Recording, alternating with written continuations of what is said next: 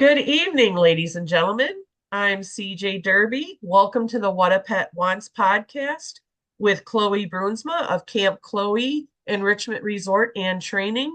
Chloe, how are you tonight? I'm good, CJ. How are you doing?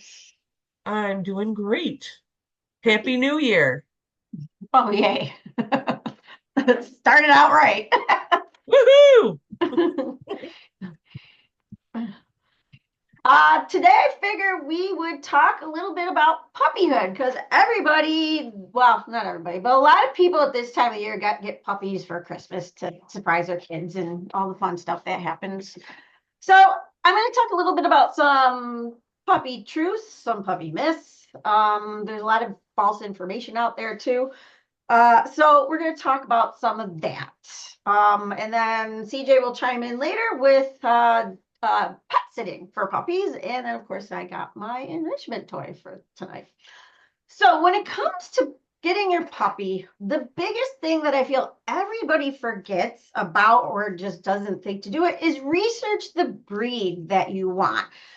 You don't want to look at a puppy and say, oh, it's cute, I want it.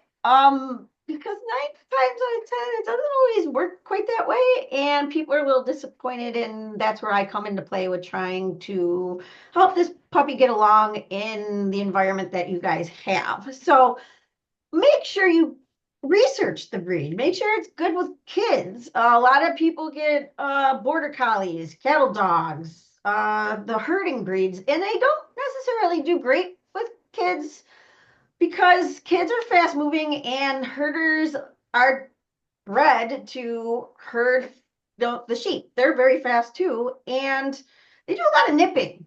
And so that's why a lot of those particular breeds don't do great with kids because kids are fast. They're trying to herd them and they nip them. We just had a conversation yesterday about Dalmatians. In the past, the 101 Dalmatians came out, and a lot of people went and got Dalmatians. Dalmatians are not always the best with kids either.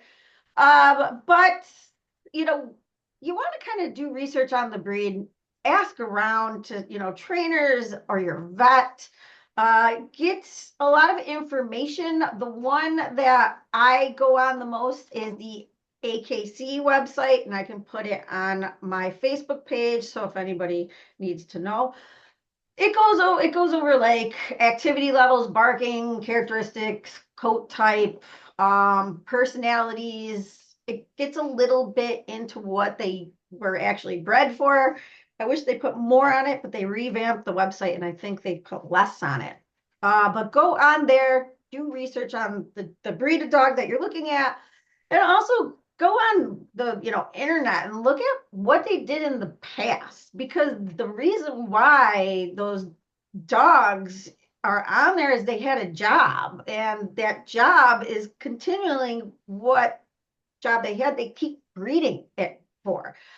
So a lot of these dogs are bred for a job that we no longer do anymore. So we need, like I said, we have to replace it. We have to give them a job, something else to do. But if we know the breed, that means we usually know what kind of work that they're going to do. It makes it easier as far as a trainer to say, okay, the herding breeds, they should do this, guarding breeds.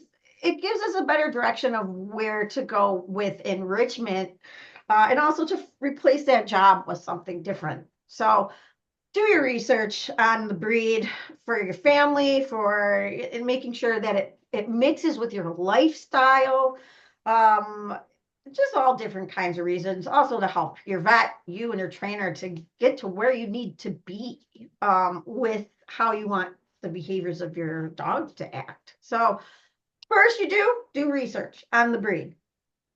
What we're finding out now through the newest behavioralist thing going around is how long should your puppy stay with its mother and its siblings? By law, you can't have a dog. They're not allowed to sell a dog under 6 weeks old. That is by law. What they're saying now, as far as the behavioralists, they want the puppies to stay with the mother until 12 to 16 weeks. It's to help socialize the dog to dog behaviors, also to get proper etiquette. they're like little kids, and you're taking them away from their mother. They're it's not, I could see how that would affect them. So that's the new thing. Whether or not it's going to happen, I do not know, but that is the new thing they're trying to say now, is keeping the dog with its mother until 12 to 16 weeks of age. What we've noticed in the past with especially the puppy mill puppies is they take them at 4 weeks of age, they hand raise them, and then this is where the pet stores and stuff get them. What we've noticed is there's more biting because it's lack of socialization with their siblings. So they're bite more. And when a dog bites you and you're trying to say no bite, all they hear is, with no is you barking. You're saying no, stop. They don't know what those words mean. So they just feel like you're barking, and it revs up the dog even more. So we want them to stay with their siblings and stuff when they start to do the biting and stuff, because the only way a dog's going to understand that a bite hurts is with another dog. They have to communicate.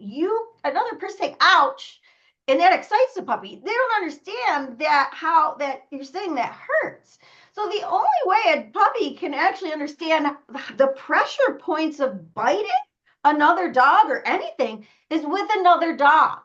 So that's why we want to keep them kind of with the siblings, because the biting, they're going to tell each other how that hurts and what it feels like. Because we can't do that, and I don't recommend anybody biting their puppy after the puppy bites them, because again, that's not going to work. Dogs communicate through pheromones and body language. Our body language does not compare to a dog.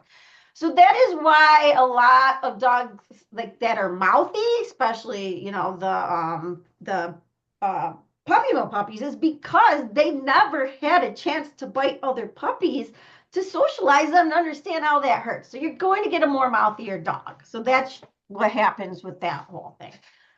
The other thing we're getting, the puppies are different nowadays than pre-COVID to post-COVID. There's a lot of different theories out there. One of the theories that I tend to lean on, and I totally agree with for the most part, is when COVID hit, everybody wanted a puppy. And in the first 3 weeks, the United States ran out of puppies and also shelter dogs. There was like no shelter dogs. Everybody took a puppy and a dog. And it wasn't enough for everybody. So what ended up happening was we had the puppy mills pretty much lowered down, and everything increased because the supply and demand for puppies went high. Like everybody wanted a puppy because this was the best time to do it. I'm going to be home. I'm going to have time to spend with it. It was good, for the kids, yada, yada, yada. And so what ended up happening with the supply and demand, the demand for puppies went up. So what ended up happening, puppy mills got more puppies. Even your regular breeders that did the same thing. There's so many people that wanted puppies, even the breeders. So what ended up happening was everybody wanted puppies, so they got, instead of only having 3 breeding dogs, they went up to 10 breeding dogs. But they didn't increase the space and enrichment in this at all.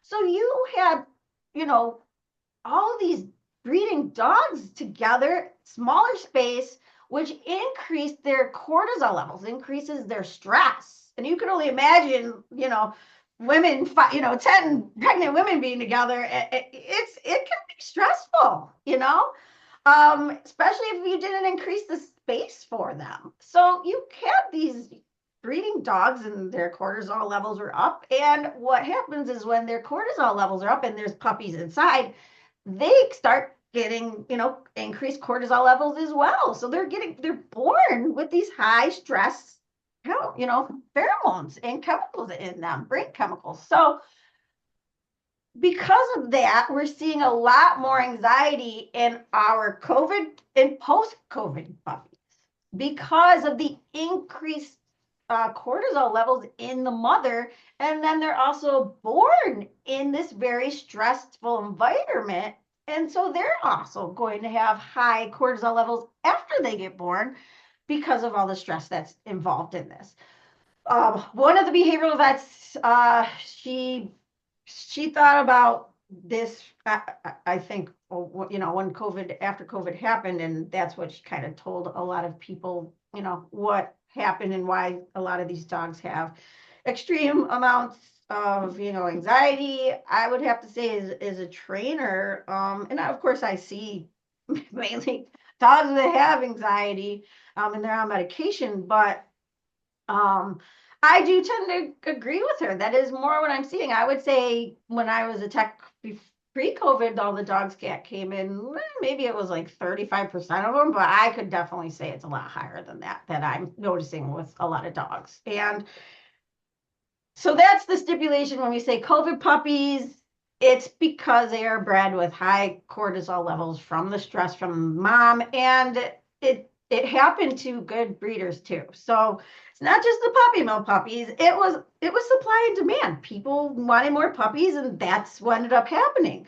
It's just we did that without knowing the consequences, and now that we do, or we're coming Right. into knowing, that's why there's a lot of weird information out there. I just want to say this is a theory that a vet behavioralist has thought about. They're still doing, different kinds of studies and stuff on this, but it definitely, it is genetic. That's why some of these guarding breeds have, they have PTSD. They're bred to have it. That's what a dog does. It's you can't give a dog a treat for biting somebody. It doesn't work that way. The only way a dog's going to actually attack somebody is based on fear. So that's why there's, with those guarding breeds, we have to be careful because that's what we breed them to do is, to have, a reaction to someone to be scared. So those triggers Yeah. go off and then you got a dog like that. So this is the reason why I think a lot of people, COVID puppies, this is why we're seeing more anxiety in them is based on what has happened during COVID with the breeding dogs. That's what. I think too, I was thinking about this a lot earlier today. One of the things too, since COVID, and for the first time in history that I can remember, it seems like there's more pets out there than there are veterinarians. Like that a lot of vets retired and if you get a new puppy, a new kitty, and you try to call to go in somewhere, a lot of places aren't taking new patients. So Yeah. you end up kind of stuck that way too now. Yeah. Nope. A lot of the baby boomers retired when COVID hit. They were like, yeah, I'm done. So And that yeah, was a huge you're chunk exactly right. of active working people, really, active vets, doctors, nurses across the board in all medical fields, really. Yeah. Yeah.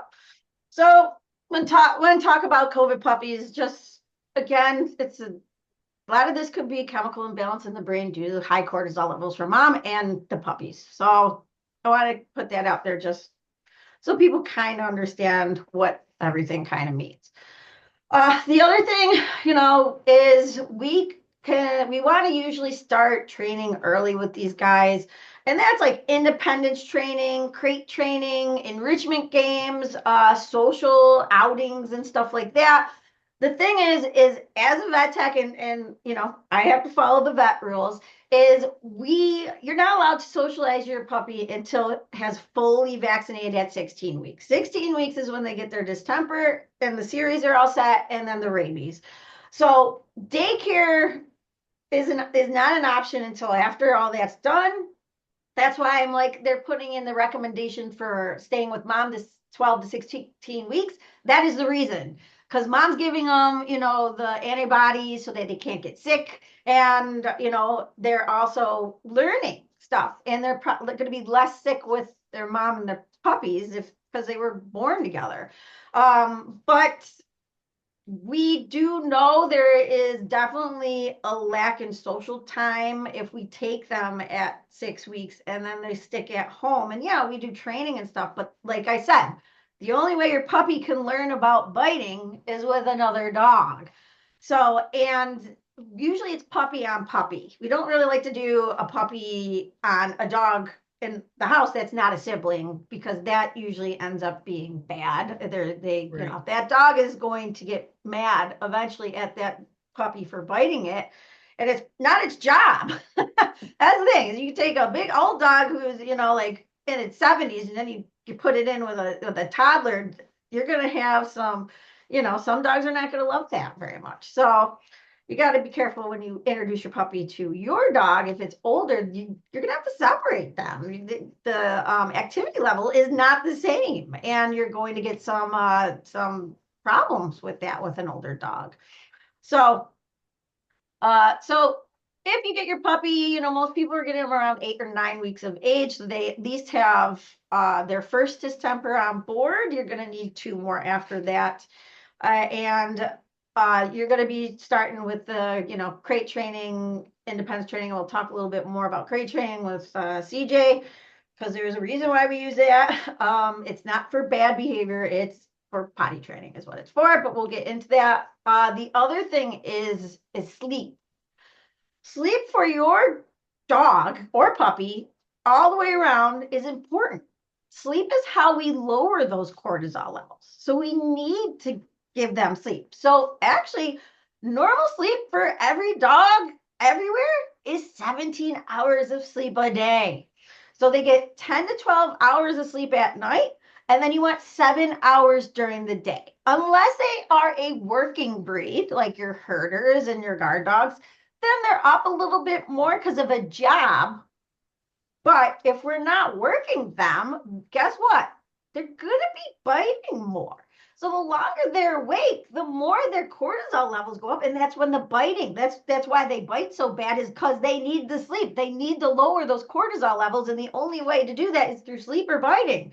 So Right. if I always tell my owners, I go, time out. It's okay as long as they have something in their room for the puppy to do, but we want them to sleep. So get a good puppy is a sleeping puppy. That is what I always say. Give your dog that nap time.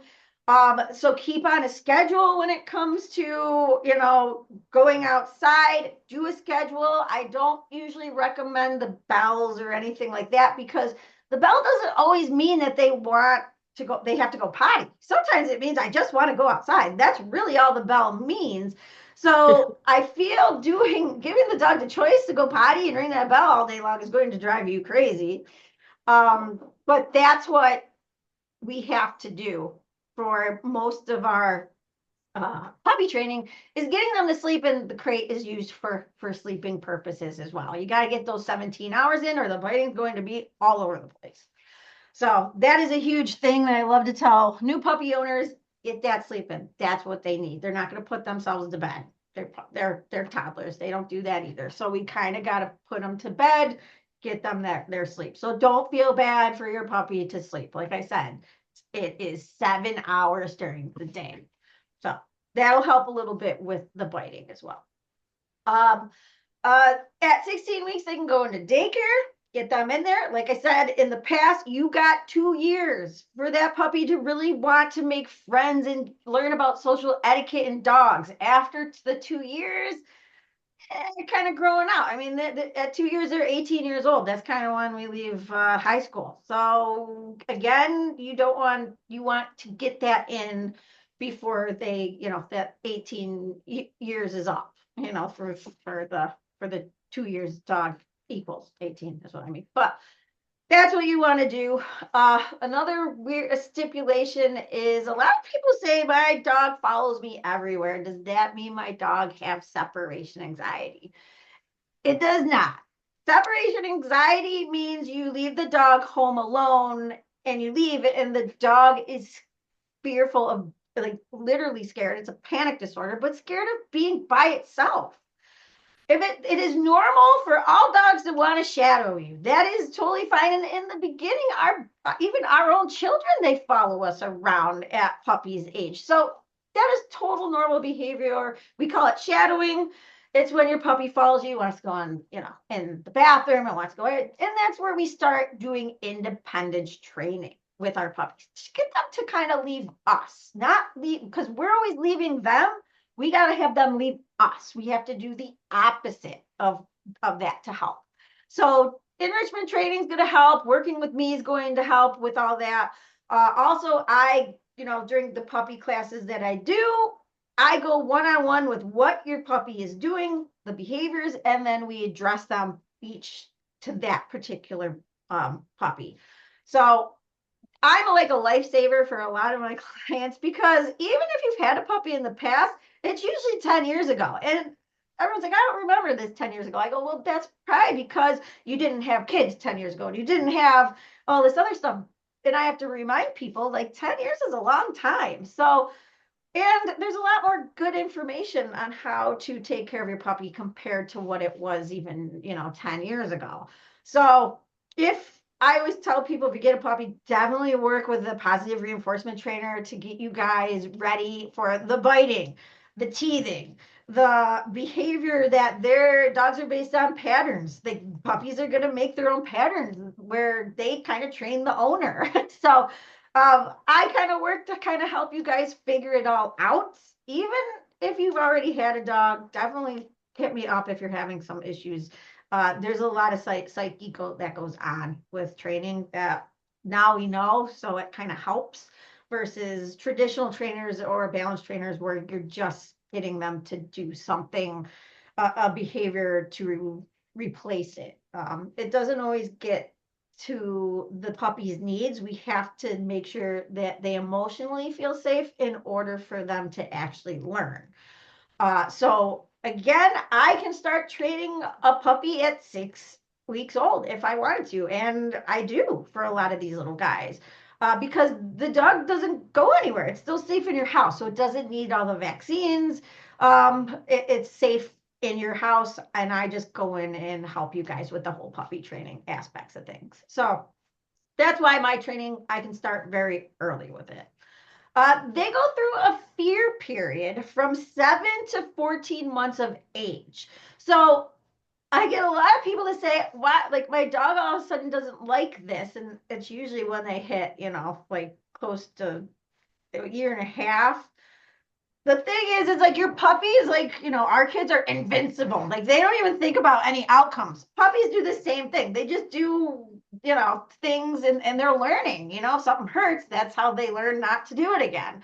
But in the 7 to 14 months, especially for, guard dogs and stuff like that, that's when you start to see the guarding start picking up.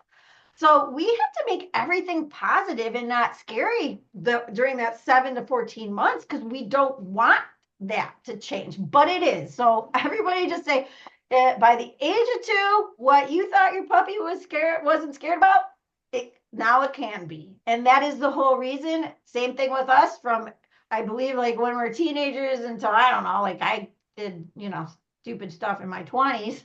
I didn't really learn until I was like 30, like, well, I'm learning from everybody else's mistakes. But the same thing goes, from 7 months to 14 months. That's not just being teenagers. They're just trying to figure it out. They're not thinking about half the consequences that come after. Right. So that's where you think my puppy never did before. You're not going to get their true personality of what they are until about 2 years of age. So just keep that in mind. There's a fear period, and that's why your puppies change through that whole thing. Is they're kind of trying, if I do this, what happens? And if something traumatizing happens, that's where that fear gets based on. And it's also like at 2 years old, that's when I'm seeing social anxiety, dogs and people, general anxiety. But again, there's like a handful of different anxieties popping up, and they all pop up after this whole fear period. So keep that in mind. Again, work with a positive reinforcement trainer. We have to make sure whatever that they're scared of, we have to keep on top of it and make sure it's not scary or they're getting paid for it. So that's why with these working breeds, do a positive reinforcement trainer. They're going to be better for those kind of guarding breeds, because some of these dogs have PTSD already loaded in their genes. We gotta help them with that. So just keep that in mind with some of this, with a trainer. Make sure they're positive reinforcement trainers and not your traditional or if there is a balanced trainer, make sure that they are not using fear and intimidation on these dogs. It's very important. Next thing, talk about spay and neutering your puppy. As far as the vets go, smaller breeds, we can either do 8 months to a year and a half. You talk to your vet, see what they recommend. There's a, I believe there's a chart that I've downloaded. I think it's through the AKCA, but it tells you through what breeds at what age to spay or neuter them. On there, what's recommended, it's through AHI, or yeah, through the American Veterinarian Association, because they started doing studies. The larger breeds, we wait until about 1.5 or 2 years old, and it's for bone development. They need bone to help with creating the cartilage, your tendons. There's studies saying that there is more bone tumors if we are neutering them too early. So that is why we wait for those, is because we're supposed to see less ACL tears and stuff like that with neutering and spaying them at a later age. So the only ones that I've read about that should not be spayed or neutered are female Goldens, should not be spayed, and your Dobermans, your male Dobermans. That was the two I read on there that should not be spayed or neutered. You'd have to go more into it. I believe it probably has something to do with cancers and stuff like that. But those two breeds, that's what I read for the veterinarian side of things. So look it up, talk to your vet about it. The only time we may neuter or spay them earlier is for behavioral issues like marking, aggressiveness. Then they may, do spaying and neutering at a earlier time. Then the last thing I like to talk about is putting your puppy on a quality diet. That means no food coloring. Food coloring is unnecessary, and it's really not good for your dog. Actually, I have a couple dogs that I trained that would throw up over the red dye. So you want get a food that does not have food coloring in it. The three that are recommended by veterinarians are going to be Royal Canin, Science Diet, and Purina. They are also okay from what I understand, but be cautious is Farmers, because there is a vet on the board of directors, and also she is a new nutritional vet. And Blue Buffalo also has a veterinarian diet as well. My guys are on Blue Buffalo because I'm allergic to a chemical that is literally in everything, even the water. So I drink it every day because I can't get away from it. But they put a lot in dog food. And when I was doing Science Diet, I was breaking up in hives. And also when my dog licked my face, I would get hives on my face. To find out, when I looked at the ingredients, natural flavoring was always like probably the fifth one from the top, which means a lot of it. But that particular natural flavoring, that's propylene glycol. That is what's keeping your dog food from getting mold and bugs and stuff like that on there. So I looked through, and Blue Buffalo claimed not to have propylene glycol in it, and I believe it doesn't. I don't break out or something because I mean, especially the what's that one that goes in the fridge, pet safe or something pet. But that has the most propylene glycol. I can't even have it in my fridge, or I like burst out, like my throat closes up and everything like that. I have to wear gloves whenever somebody brings that over. But look to make sure the food doesn't have natural flavorings as like the third ingredient or the fifth one, because that's just a chemical that they're using to help with from it getting bad so quickly. Farmers is good. I've got clients on that. It's just when you take it out of the fridge and thaw it, you got to use it within 4 or 5 days. So it's a little bit harder to time how to thaw it out at a particular time. And then the food goes like it looks orange, like, and then it'll eventually like brown after like by the fifth day. So again, you got to be, a little bit more on top of the diets that you get mailed in from farmers or, at-home diets. This is the new gimmick everybody seems to be doing. You just got to remember, you got to work with a veterinary nutritionist. And there is one online that you can get, and you send her, your dog's medical history and stuff, and then she puts together a particular, a diet for you. We just want to make sure it has taurine in it, the whole grain free. The thing is we had a lot of dogs, especially, the Goldens with the deeper chest, they got heart failure from it within 7 months because there was no grain. They need the taurine in it to help with their heart. So we learned a lot of stuff when people started doing the grain-free diet. So we do want grain in there. We just don't want a lot, people don't want like the wheat and the fillers because dogs are starting to show allergies with that stuff. But you want to make sure you work with a vet nutritionist because you got to make sure your dog has the right vitamins and minerals in there. And you don't want to overdo it either, because overdoing vitamins and especially minerals can cause a lot of liver issues and Yeah. stones and stuff like that. So again, if you're going to do a diet, make sure you talk to a vet nutritionist. And if you got any questions, I do have a nutritionist on my web for my information for a lot of people that want to do that. So just try and stay away from food dyes. Purina has, the Purina has like Benefold, which is got tons of food dye in it. I don't recommend it, and a lot of dogs vomit that up. It's gross to pick up. But stay away from anything with a lot of unnatural food coloring and stuff like that. They're usually tells me it's a bad brand of food when they're adding unuseful things into it is for you guys. Dogs are colorblind. So they can see like blue, yellow, and green, and they're not seeing red or any of those colors. So it's literally for us. It's not for the dog to see. So any other questions, let me know. I will let you know if it's true or not. But I'm going to hand the rest over to CJ because I pretty much touched on, saw a little bit of everything. But there's a ton more when it comes to puppyhood. I just wanted to put some true facts out there about everything. So Thank you, Chloe. I think that was awesome. You talked about a lot of things, probably have a lot of people thinking. I know I'm thinking too.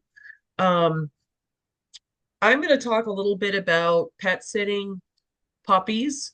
And when somebody comes to do a meet and greet at your house, sitter that's never met you or your puppy before, they should be telling you that puppies need more attention, that they're going to supervise your puppy. They're not just going to let your puppy run wild and free and not supervise.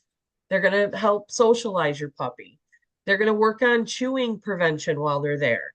And again, that goes back to supervision because the worst thing you can do is let the puppy just run through the house, chewing shoes, getting their mouth on things, maybe swallowing things they shouldn't be swallowing. So you want a pet sitter that's going to be there, that's going to pay attention to your puppy. Pet sitters do usually charge more for puppy care just because they do require more care than an older dog. Um, they're going to work on training with your puppy, making sure whatever training your puppy is at, they're going to ask you and they're going to mirror that. So if your puppy's learning to sit, stay, come, they're going to do all these things. They're going to reinforce all of that behavior. And if your puppy's not doing that yet, you're going to call Chloe and you're going to get signed up with her classes. Um, I like doing positive reinforcement with all the dogs I work with, whether they're puppies or they're older dogs. I like to bring little puzzles. If you haven't gotten your puppy a puzzle for enrichment, it's an awesome thing to do. Um, Chloe's talked about those before. You can fill them with treats, get the puppy to stay busy. Uh, Puppies are going to have frequent potty breaks. They need them. So you need a pet sitter that's going to be active about doing that. Um, in the middle of the night, just like a baby maybe needing a diaper change, the puppy may need to go out. So It's really important. There's going to be more accidents with puppies. So you want a pet sitter that's proactive about cleaning up and taking care of your home so that when you get home, you don't have a mess to come home to. Puppies have higher energy. Um, so again, you want somebody that can get out there and kind of play with them. They need a lot more exercise, crate training. You want a pet sitter that's going to support you in your crate training. Crate training is not cruel. Crate training is great for potty training. It gives them a nice smaller area. It's also a safety place for them. It's their safe space. Chloe talked about sleeping. So if your puppy is sleeping in their crate, we're talking about, what did we say, 10 to 12 hours a night, Chloe, 10 to of 12 at sleeping night and 7 during the day. and 7 Crate, during the yeah, day. crate training is originally, it is to help dogs to hold their bladder. Because otherwise, if your puppy's running around doing everything, they're peeing every 15 minutes. So we need to teach them how to hold that bladder. And the only place they learn how to do it is in their den. So that's why we use the crate is we make it just small enough so that they're going to appreciate that space and not want to pee in it. They learn to hold it. So that's the original reason why we use the crate is for actual bladder control. And we get them, when it comes to crate training, they go longer and longer periods of time when they're in there. But just remember, your puppy also needs 7 hours of sleep. So don't feel bad if your puppy's in there sleeping and it's been an hour. Let them go. Wait until they get up. They're just like little kids. Just let them sleep. Right. Don't wake them up if they're still sleeping. You want them again to lower those cortisol levels naturally instead of them biting and chewing.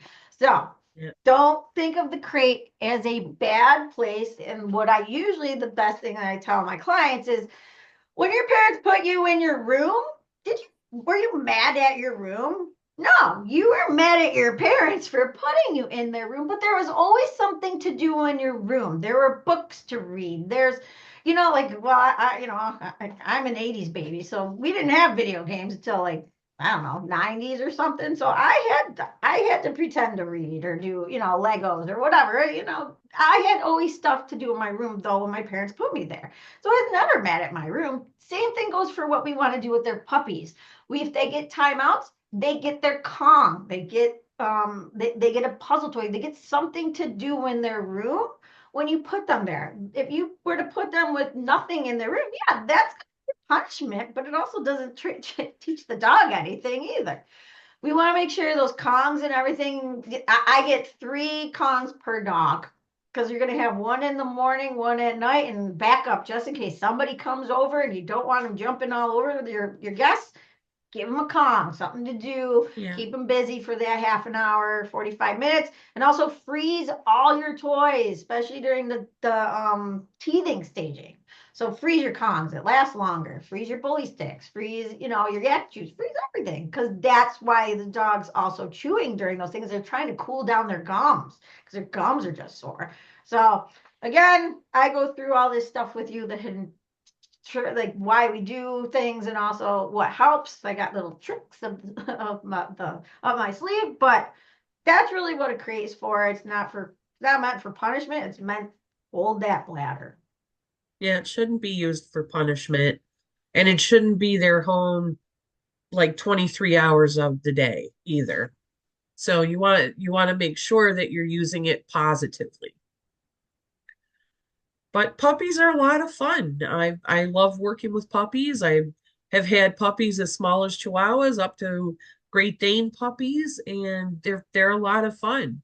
They're a lot of work, and they're cute though, but they're fun. So The other thing I want to touch base on why CJ's pet sitting will work for your puppy is because she doesn't bring in any other dogs. You got like it wouldn't work at my house because I have other dogs for daycare and stuff like that. And if your puppy's not vaccinated, they can't be there. So again, when a lot of people ask, "Oh, can you babysit my puppy?" because they think that I'm going to do the potty training and everything, which I would. But the thing is like I can't. I have a lot of dogs, and Parvo is a thing out here.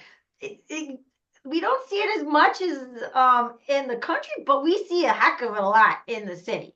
So, in which I live in the city. So, I do not recommend your puppy being with other dogs until they're fully vaccinated because my brother got a puppy and he got it from over at Verona and the dog got parvo like after like I think like the week after they got it and spent a lot of money on that. So you want to be cautious with puppies because they aren't fully vaccinated and parvo is a huge thing and it's a huge money. It's a lot of money to fix those and it's up and down. Like even for the vet staff, it is an emotional roller coaster because you think they're doing good and then 2 hours later they're not. It is definitely parvo is a thing that kills a lot of puppies. So that's why it's very important to make sure they're vaccinated or, again, with their mother for from 16 weeks.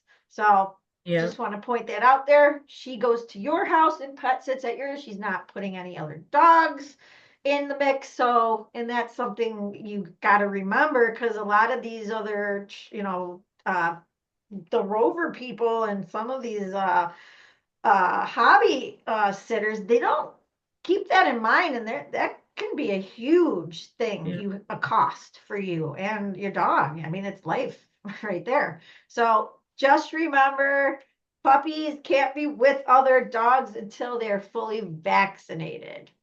And Yes. And so I know when you get a new puppy, you want to show your puppy off or you want people to come and meet your puppy. Be really careful if somebody in your family or a friend wants to bring their dog. Absolutely not until your puppy's over 16 weeks and has been fully vaccinated. So let them know, you know what, he's not fully vaccinated yet, so I can't have him meet your dog yet. Tell them it's something you guys can do later. It'll be a fun time, but we got to wait till they're fully vaccinated. also the breeders give a 6-week shot for distemper. That we veterinarians don't count that because technically they should be with mom and get those antibodies in there at least until like 9 weeks. They're still kind of going on mom stuff, but we do give them that because you guys take them at 6 weeks and we want to make sure that they're on board with something. So we don't classify that first 6 weeks as an actual part of the distemper series. It's 8 weeks, 12 weeks, and 16 weeks. Those are the ones we count. So if you're getting your puppy, at 9 weeks old, it might be a little bit more expensive because they've had that first 8 weeks shot. So keep that in mind when you're looking, at different breeders, what they're giving them for vaccines, what they're not. Just remember, oh, they had their first shot at 6 weeks. It's not really classified as veterinarians as their first shot. 8 weeks is considered the first shot of that series because I know that gets a little confusing when it comes to people. So, Anything else we want to talk about tonight? Oh, do you well, have your enrichment? I got my enrichment toy. They like it. Woo! So this is one, and I thought Archie couldn't do it because his muzzle is, he's a boss and he's got the flatter face, but he Short can actually muzzle. do it. I gave it to him the other day. So this is, it's like almost a big knot, but what you do is you put the treat in the middle. So you can put a treat like Ooh, right in the middle here. And I'm like, nice. they'll never get that. Well, Shiloh, who's my, Min Pin Chihuahua mix, he's got the long nose. He can get right in there. He figured that out and no brainer. Archie, though, because of his last weight, he had a hard time. He gave up on it. He's like, I don't like this toy. But once he saw Shiloh get it, oh, because they're social learners, he saw Shiloh and he actually figured out how to do it now. Oh, good. Um, yes, it's so it's interesting how this works, but it's just one big knot toy, and you can put the treats in between the knots or in Oh, inside cool. inside. They're doing pretty good, and I thought that it wouldn't like. I'm like, well, if they get frustrated, they're just gonna de-stuff it because there is a lot of stuffing in here, but no, they're not, and I think it's because of the treats are inside. They're worried the treats put value on to something, saying, oh, if I destroy this, I'm not going to be able to get the treats. That they won't use it, because they'll either throw it out. It's no good anymore. But they've been doing a really good job not destuffing it. And I think it's just because the treats add value to it and they like the toy. So I'll put this on my Facebook where I got it. It's from Amazon. I was just going to ask, so that's Yes. good. So I'll put it on there. I like this. This is the brand new one I just got. They have a lot of different, like the snuffle mats. They have a snuffle ball too, and that's kind of what this is. Ooh, Snuffle ball, you nice. put the treats inside the snuffle ball, and then they got to figure out how to get all the treats out. So I found this comparable to the snuffle ball, and they like it. So this is my toy of the week, which works really well for everybody. so, Very um, cool. so all right, guys. Well, next week we'll talk about something different, but we have 44 subscribers and would love to, boost that up a little bit more so that we can actually have a live question show or something like that. So you guys can ask questions on certain topics. Just want to know like what you guys are trying to learn about when it comes to your different dogs. And yes, I will try, and my mother wants me to talk about cats. So I will have a show on cats soon enough. So I just got to put together some different things that they like. So, but thanks Sounds guys for good. listening. So Guys, we would really appreciate it if you would share the podcast. And to sweeten that, uh, how about we have a contest and I'll get the gift certificate. I don't know where yet, but I'll come up with something for a contest to see how many shares we can get. And the person that shares our podcast the most will be the winner of our gift certificate. So, how do you like those apples? that's a great idea, CJ. Yeah, once in a while I come up with pretty good stuff. So share the podcast. All right, guys. We'll talk to you guys later. Thank Bye. you. Have a good night.